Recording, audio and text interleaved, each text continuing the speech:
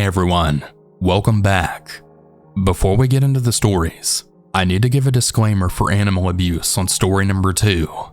I know a lot of you probably don't want to hear that, so I'm just letting you know now. I'll also have it labeled in the pinned comment down below. And remember, you can always send your story at southerncannibal.com if you ever want to share it. Now if you're all ready, let's get started. And remember to always stay hungry. The story takes place around 2011 when I was 17 years old. I was about to turn 18 and I had just graduated high school. I was about to be home all summer and I wanted a part-time job. I had worked a couple of part-time jobs during high school, but nothing permanent. So in order to pay my bills and have some spending money, I applied for a job as a cashier at our local dollar store. It was about a 3-minute drive from my house at the time. I got the job and thought, cool, I can come home during lunch break. When I started the new job, I realized it was a small store with a lot of regular customers. It would usually just be only one cashier and an assistant manager who could jump on register if it got busy during any one shift. Sometimes I would meet the other cashiers, like say during shift change, and everyone was nice. The assistant manager named Nelson was especially nice, or so I thought. We would work alone together a lot. He was a lot older than me, in his mid-30s. I don't remember his exact age now. He was also married, and he had 2 little kids. I even met his family a couple of times when his wife would stop by the store to visit him. Me and Nelson got along great. He had a lot of similar tastes in music and would bond over that while we worked. There were some clues along the way though that Nelson had found me attractive. I was young and naive and would ignore them, thinking we were just friends. Like when I first started working there and he met me, his reaction was to comment on how I looked. He would also tell me how pretty I was and how I could get any guy I wanted. I thought this was because he knew I was single, and I would go on dates and sometimes I would talk about the guy I was dating with Nelson.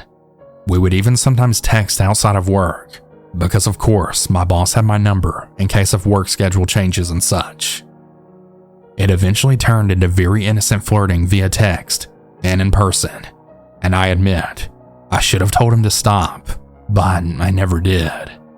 I did think Nelson was cute though, in a way that I would never act upon. Like I said, he was much older, but he would ultimately act upon it. One night, Nelson and I were working the closing shift, just the 2 of us. After he closed the store and locked the door, I had counted the money in my register, and usually the assistant manager goes into the back office in the store to finish the closing and then put the money in the safe. However, Nelson had asked me on this night if I wanted to learn how to close the store, as if I ever wanted to be an assistant manager. This is never something we even talked about. I just said sure, that it beats standing here alone. I then followed him to the back. The back office was a very small cramped up room with a desk, computer, and a chair. He started making jokes and being the funny guy I was comfortable with, so I didn't really see a problem with following him in there. He didn't actually get very far into showing me his actual duties in the office before he turned to look at me, and he put his arm up on the wall, therefore blocking me in. He leaned in and he actually tried kissing me. I ducked and I immediately began telling him to stop over and over again and to let me out of the office.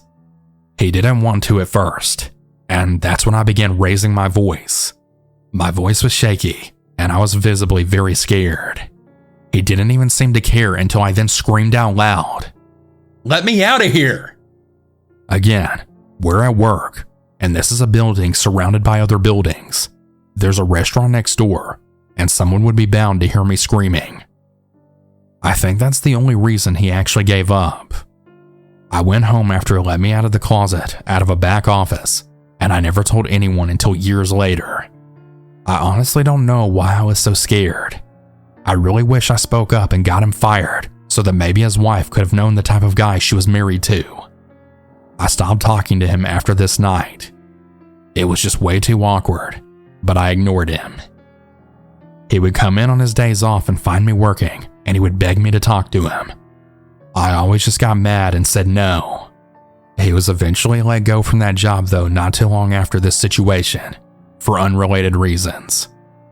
And I'm really glad that happened.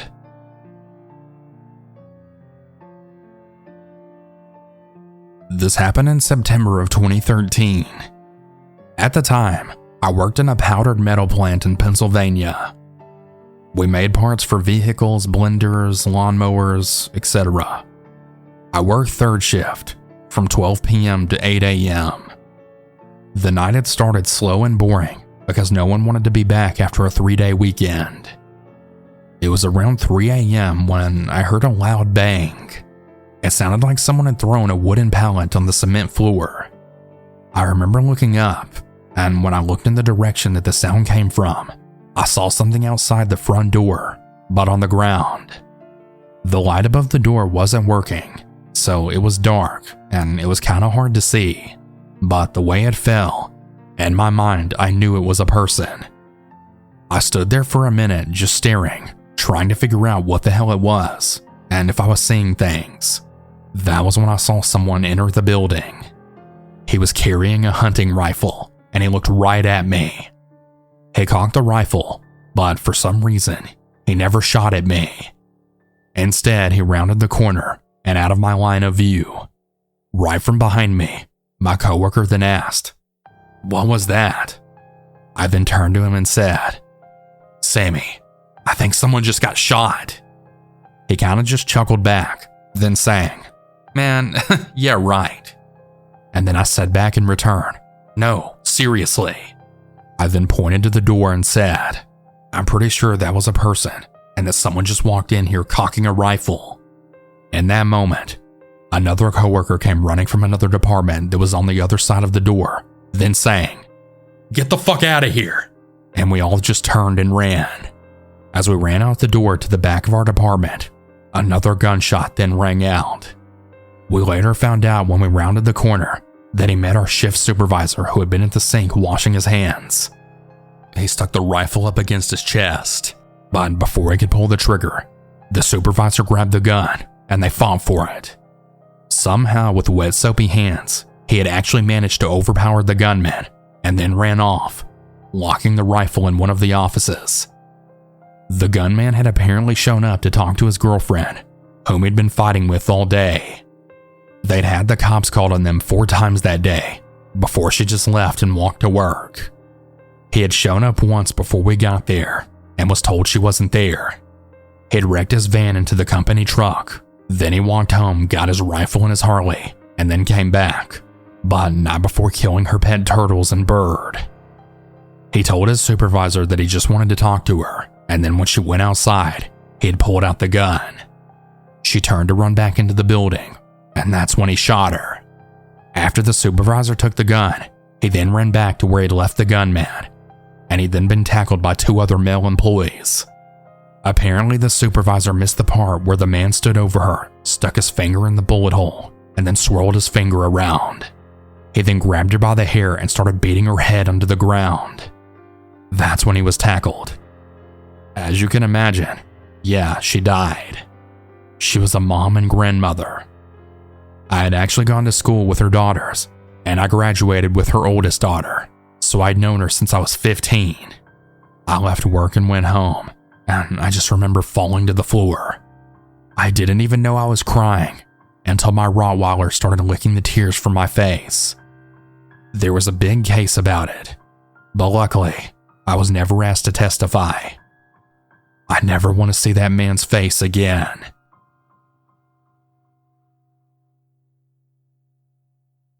To start off, this happened back in 2017 when I was 18 years old. To give you guys an insight on how I am, I'm a super bubbly person and I really love making new friends. In 2017, I got a job at this home improvement store, and there were so many workers from all different ages. Every single morning I would greet everyone there, and everyone loved me.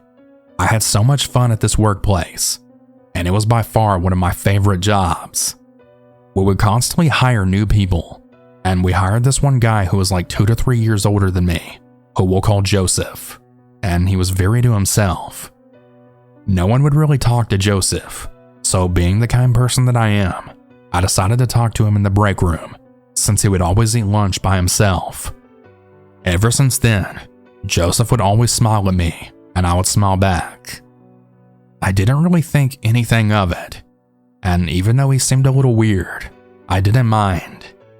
One day I got called into the manager's office, and I was asked if I had talked to Joseph, and I said no. The manager then told me to be cautious around him, and I asked why, because I didn't understand. The manager told me that Joseph said I ordered a bunch of men from our work to stab him while he was at work, which didn't even happen. He then told everyone at the store that the manager had jumped him in the parking lot in the middle of the night, which also didn't happen. I was just so shocked, and so was everyone else. They tried to figure out how to let him go without setting him off.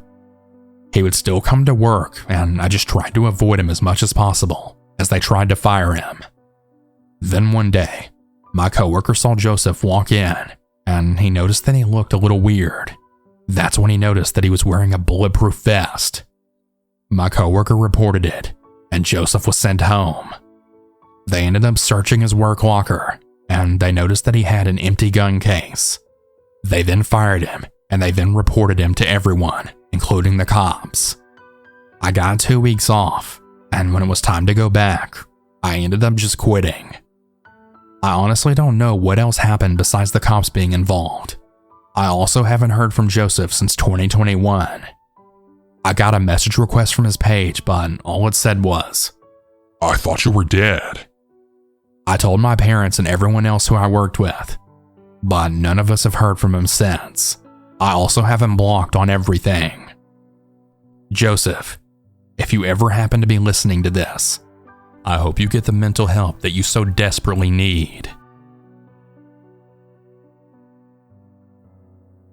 I think this is one of the scariest things we could all imagine. As a start, I'm a 20-year-old female who has multiple different health conditions that have me disabled. They're known as silent conditions because I look like a normal, healthy 20-year-old woman from the outside, but I'm not. I have rheumatoid arthritis and loose ligaments, which can make me limp, and also have difficulty walking because my joints get stuck out of place. I also have postural orthostatic tachycardia syndrome, so if I stand up too fast, move too fast, etc., my heart rate can jump above 175 beats per minute, which can cause me to black out and get winded very easily. A normal person's active heart rate is 100 BPM, just so you know. That's important to keep in mind for this story. I know Southern Cannibal's channel because I love scary stories, but I never would have expected something would happen to me while I was listening to them. I work in a small town at a sandwich shop as a line cook, and I always do closing shifts. It was me and 3 other girls closing for the night. It was around 8:30 p.m., and we close at 9 p.m. Well, my coworker, who I'll call Jay, came into the back kitchen area and told us there was a guy pacing around in the men's bathroom. I asked how she knew, and she said she was trying to clean the bathrooms for the night. She said that he was pacing around in front of the ordering desk as well. We were all creeped out, and my fight or flight began. We were all getting pretty worried until she told us that the guy left, and then we all calmed down, but we were very wrong. We began hearing a weird sound coming from the outside drive-thru window, and me and Jay stared at each other until she asked me, what was that? And she ran into the window, only to see nothing, but it sounded like a scream. Our manager, who I'll call Kay, told us we have to begin closing, but that nobody should take the trash outside. We again heard another scream, and then we immediately told Kay. She then did something that made me terrified. She opened the drive-thru window, and she stuck her head out. I would have never done that a day in my life because we didn't know what was going on. She then yelled, "Hey, we know it's you. Stop messing with us." She assumed it was the same guy as before, and to our horror, it was indeed him. Our other coworker, who I'll refer to as E, said she saw him hiding behind the giant trash can behind our store when she had to get something from her car.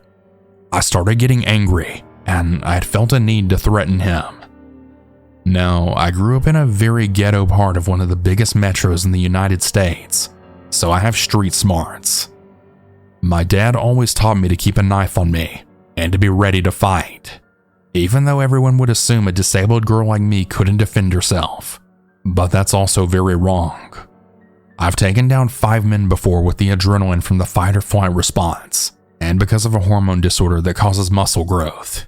I've also broken a guy's nose with one slap before because he was sexually harassing me, and his nose was stuck to the side and will be for the rest of his life. My dad taught me how to punch, kick, etc. I then told my manager, "I'll threaten the man with my knife," as my anger then began to grow. It's a big double-edged switchblade which works well in quick self-defense. My manager told me not to though, so I didn't, but I told her she was being too nice. She said she didn't want me to entice the guy, which I did understand, but she doesn't know my past. She walked away, and I couldn't hold it in. I opened the window, and I then screamed that I'd cut his face off if he tries anything. There's a reason why my little brother calls me She-Hulk. The guy kept messing around with us by screaming, and he tried coming into the store again, but we were closed by then. He was very short, and he was mumbling to himself, which gave us red flags, thinking that he probably has a mental health disorder or something. Now, our town is one of the safest in the country, but we still worked on the bad side of it, so very weird things happen often. We thought the guy could be homeless and crazy, and we all just agreed we'd leave together in a group. My coworker Jay is very calming, and we both agreed to watch each other as we walked to our cars, then go to the store across the street because I needed to pick up groceries after work. I've been followed around before where I used to live, so I knew how to be cautious. You know, check everything around you, look under the car before getting too close to it, and then once in the car, lock it. Don't use your usual way home. Things like that. We all left when we didn't see the guy. I got my knife ready, held it tight in my hand, and I held my keys in my left hand. Then we all left. Because of having muscle weakness, extreme asthma, and joints that will lock or give out very easily, I can't run. I would pass out or fall. So I always would and have had to just fight. I checked everywhere from the door of the store, and then slowly made my way to my car as Jay went to hers. I checked under my car, and I didn't see anything. No one under or behind it. I looked, but I didn't see him anywhere.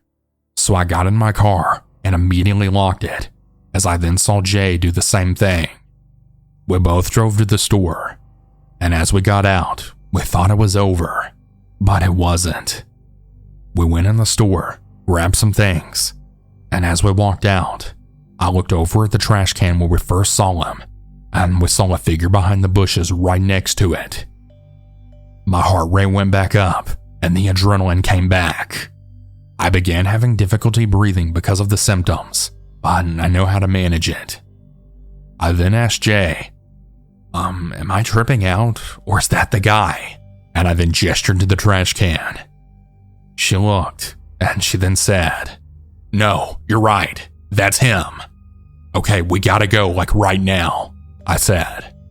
We both knew that he couldn't follow Jay, since the way to her house is out in the countryside, and it's very difficult to get to.